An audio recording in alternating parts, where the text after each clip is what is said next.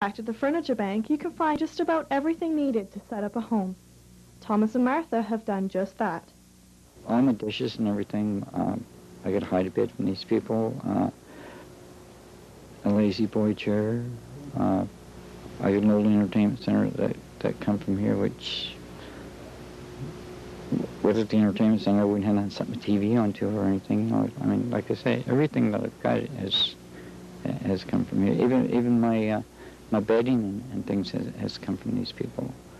Thomas is on a fixed income. He says by the time he's paid for food and medication, there's no money left for anything else. And he's not alone. There's hundreds of people like me around here. I mean, I'm not the only person. Mel Boutlier is the director at Parker Street. He says it was hearing the needs of some of those people that led him to start the Furniture Bank. One day a woman came in with a 6-year-old girl, and she asked if there was any way that we could help her find an old mattress to put on the floor. She said at the present time they were sleeping on a blanket on a hard floor. And we didn't have any furniture, but I knew of a family that had just purchased a new box spring and mattress, and the old one was standing in the hallway ready to go out in the garbage. And I gave them a call and asked if we could have it. And they said sure, and so I had a small truck, and I had a volunteer come with me, and we went down, we lashed it on the roof of my truck, and we took it up to the apartment. And when we set it up in one corner of the bedroom, I looked at it, and I looked at the blanket on the floor, and I said, even though that box spring and mattress has a few holes in it, it's a lot better than sleeping on a hardwood floor. Mel says when he began 2.5 years ago, he had no idea the need was so vast. He says it can be overwhelming.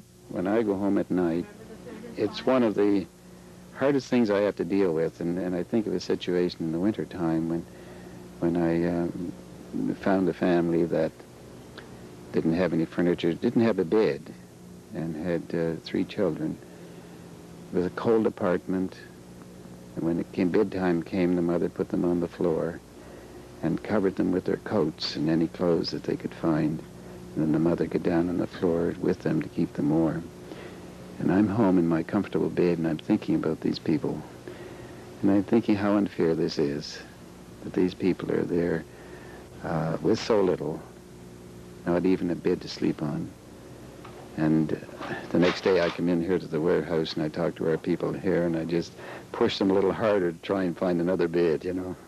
Vaughn McLeod is one of those people. He's the furniture repairman.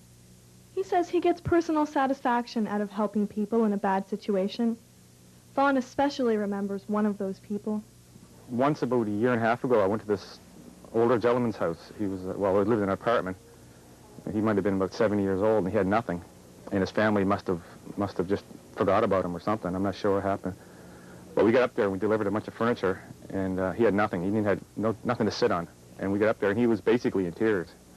And he was hugging us. I was really blown away. I couldn't believe it. I was I felt really, really good doing that. To Thomas and Martha, and so many like them, the Parker Street Furniture Bank being there means a whole new way of life. Almost everything I have in my apartment comes from this place, and if it wasn't for the Furniture Bank, I don't know where I'd be. I'd be without, and that'd be it. With over 3,000 names on the waiting list and more calls every day, it's furniture like this that helps meet that need. For Halifax This Week, I'm Victoria Goodfellow.